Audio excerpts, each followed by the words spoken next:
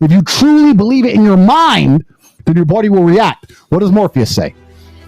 The body cannot live without the mind. Every night I dream of freedom, and then I open my eyes and I'm in the same familiar jail cell. I take a few minutes to swallow my disappointment and begin my morning push-ups. Maybe tomorrow I'll wake up somewhere else. I've not lost hope. Tomorrow has come, and I do wake up somewhere else, but this is important, especially if you are at home and you're not yet as successful as you want to be, if you don't have your life in exactly the place you want it, if you still feel trapped, whether it's financially or some other way, you wake up and you must be dreaming of freedom, but when your eyes open, after the disappointment, swallow the disappointment, take a minute and look around you and say, I deserve more than this. But then, what's the important point? Begin my morning push-ups. You must begin to work instantly. I did not miss a single day of training in that jail cell. I had no access to a gym. I had no access to any kind of workout equipment. It was just me in a jail cell with you with bottles of water, 2-liter bottles of water, holding them out as long as I could hold them out for. And then I'd drop to the ground, and I'd wait a few seconds, and I'd do it again. Endless push-ups. We had the time. That's all we had, is the time and the will in your mind. I never missed a day of training. Not a single day. I didn't sit and say I'm too depressed, I'm too sad, it's too cold in this freezing cell. We were arrested in December. I didn't eat enough because it's Ramadan. No excuses. Every single day we trained. We woke up disappointed, we swallowed the disappointment, and we got to training every single day. If we could train in a freezing cold jail cell in Romania, the cockroaches all around us, with no idea when we're going to be allowed freedom once again, you can train in a nice gym, an air-conditioned gym in California. What is your excuse? Yeah, what is your excuse? Absolutely insane. No, women respect men who stick by their principles and their beliefs, and the principles and beliefs of a man are always to do what he is supposed to do, regardless of how he feels. You must train when you don't feel like training. You must protect when you don't feel like protecting. You must be a good man. And when you're actually a truly good man and a high-value man, this is something I absolutely realized in jail. What did I say to you? I think we were in jail about 2 months. It was one of the harder days. It was during Ramadan, and I lost 30% of my food to cockroaches. The hard days. And unfortunately, I had one meal a day, but the meal came during the sunshine. So I had to try and protect my food from infestation until the sun went down. And I remember losing most of the food for the day, and I was particularly upset because I had trained so hard, my muscles were aching, and I couldn't get any food. I was only eating once a day. And I said to you, Tristan, I have no problem suffering if the people I love are not suffering. My children are taken care of. The women I love are taken care of. My mother is taken care of. Everybody around me is fine. Even if they've removed me from my life and locked me in a jail cell, everybody I love is taken care of and is protected and is living good. I must suffer because I am a man. I am the head of my empire. I'm the head of the clan. Of course, I will suffer, but the people I love are not suffering. This is what God has bestowed upon important men since the beginning of time. Not just important men. All men. The men in the Titanic, as the boat was going down, about to be sucked into the icy cold water, some of the last thoughts in those men's head, I know, was at least I saw my daughter and my wife get on that boat. Absolutely. I'm happy to plunge into this ice cold water because there they are on that boat, away from danger. Everyone we love and everyone in the world who we care about was taken care of. And I said, Andrew, would you rather us both be at liberty, but someone else in our life suffer? Mom suffer? Our kids suffer? The mothers of our children suffer? No. I'm glad it was me. I'm glad I was the one who was suffering and everyone else was okay, because that's what being a man means. When you're a man, absolutely you're right. It is our job to suffer so the people around us do not suffer. And that's why if you're a man and you're waking up every day and you're not trying your very best to be important or upgrade yourself or upgrade your character, or you're lacking motivation, then you have a serious problem, because it is your job to be capable of dealing with the insurmountable pressure which God is going to put upon you, so that when you suffer, everyone around you does well.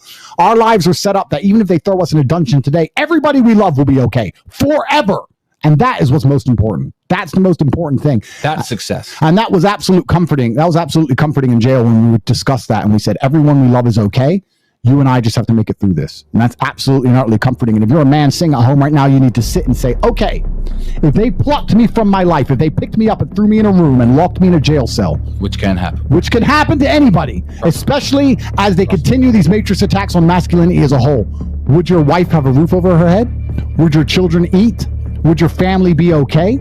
Think about these things. This is what you're working for. You're not working to make money so you can buy a Lamborghini. You're working to make money, and you're thinking outside of the box, and you're becoming your best version of yourself, so all the people around you will always be okay no matter what happens. It is your job as a man to suffer. And we did our job fantastically, absolutely not as we should. We always will. And we always will. And everybody around us was okay. And that is extremely comforting in times of hardship, because we're built for suffering. We were absolutely and utterly built for suffering. No matter how close I came to crying inside of that jail cell, I knew all the people around me were safe and all the people around me could eat. And that's all I cared about. I used my phone calls. When I would call other people and they were asking me how I was, I'd say, we don't want to talk about me. How are you? Are you okay? Are you okay with the media pressure? Are you okay? Are your bills paid? Do you have money? Or can you eat? I'm in a jail cell in Romania. I'm making sure that everyone I love is okay. I don't need their support. I don't need them to sit and worry about me. I worry about them. I sat in a jail cell making sure I could fix the problems for the people I love outside in the free world from a dungeon. That is what a man does, and you must prepare and set up your life for that. You must be prepared to be plucked from life. And understand that everybody around you who once relied on you will still be relying on you, even when you sit in that jail cell. It's still up to you. You are still the man of the household. You are still the top G of your life. Only you. And if you don't pay the bills, who's going to do it? Your wife's just going to what? Go get a job, get like 5 jobs and raise your kids? How's she going to do that?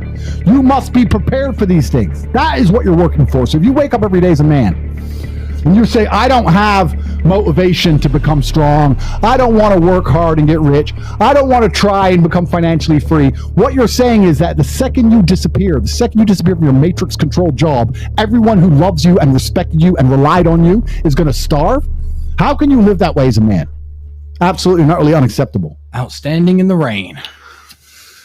And that actually comes on to another point that I want to mention about these other influencers and these other people out here who have influence, the ones which are controlled and taught by them and purported by the Matrix and pushed out there for everybody to listen to. What do any of them even teach? How does your life get better from listening to any of these people? What do they teach you? What do they tell you? What do they instill inside of you? When's the last time you've listened to them and felt a fire in your soul or fire in your blood to become a better man? When's the last time you listened to them and thought, I need to give more money to charity?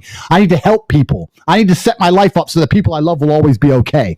I need to retire my mother and make money so she doesn't have to work anymore. When's the last time any influencer on anywhere on the internet, any of them, any of these people streaming this garbage on Twitch and Kick and all these shit websites, when's the last time any of them have ever helped anybody? I don't even watch this crap. But when I see little clips of it on Twitter, I sit and say, who's watching this? This is not even teaching anybody anything. You know, we're the only influencers on the planet who don't have to dance around like children or make stupid jokes or pretend to be gay when we're not or do dumb shit and put on a costume or do something else for views. We don't have to act like clowns. We talk. We're not clowns. We just tell the truth. Every other influencer to some degree is a clown where they don't get any attention at all. We can just sit here and tell the truth and be the most Googled men on the planet, the most respected people on the planet, pulling 300,000 people to watch us live by telling the truth and improving people's lives. That's why they're scared of us, because we're not clowns. The second we put on a Pokemon suit and act like jackasses, they'll stop putting us in jail. Yeah. It upsets me because it shows they don't give a shit about you. Michael Jackson said it. They don't care about us. Listen to the song. They don't care about you. The fact that we're going to sit here and say to you, after this stream, you need to drop and do some push-ups if you're half a man. Every single 300,000 of you, do push-ups when this is over. Wake up tomorrow stronger than you were today. Because we tell you to do that. Because we make you a better version of yourself so you can help everybody around you and become a better man. They want us gone. But if we were fucking clowns, we'd be allowed to sit here forever. That's why they locked us in a jail cell, to suffer. Because we try and fucking help people. It's genuinely good against evil. This isn't about some bullshit case. It's not about BBC and Lucy human trafficking. Or human trafficking. No, this is genuinely good against evil. And it upsets me in my heart that we live in a world now where the absolute evil is out here, not only trying to hurt us, but hurt everybody around us and everybody we try and help. Not only you at home, but also all the people we rely on. We have children. They're locking us in a jail cell, leaving our kids without fathers. For what? What have we done to anybody? TikTok? Sitting here telling you to be a better version of yourself and to train hard and to be dedicated, and they want to put us in a jail cell? It's disgusting what's happened to us. And a lot of people who are wondering how to support us, you just have to support us by telling the truth and be nice to people. I want you to be nice. If you're a Tate fan, I want the entire world to see you as a nice person. When people say, why are you so nice? Why are you dressed so well like Andrew Tate dresses? Unlike Tristan. Why are you so well dressed? Why are you so polite? Why are you so intelligent? Why are you so courteous? Why are you so strong? Why do you train so hard? Why do you give so much money to charity? Why do you help people? I want you to say, because I am a fan of Andrew Tate, and I believe that if you do good for the world does good for you. And God as a whole is watching every single one of us. And if you do good things, he ensures that good things come back to you. I absolutely guarantee you, I promise it, even though I went to a jail cell and sat there for 93 days, I know that in the end, if you do good things, God is going to reward you. I absolutely not only know that.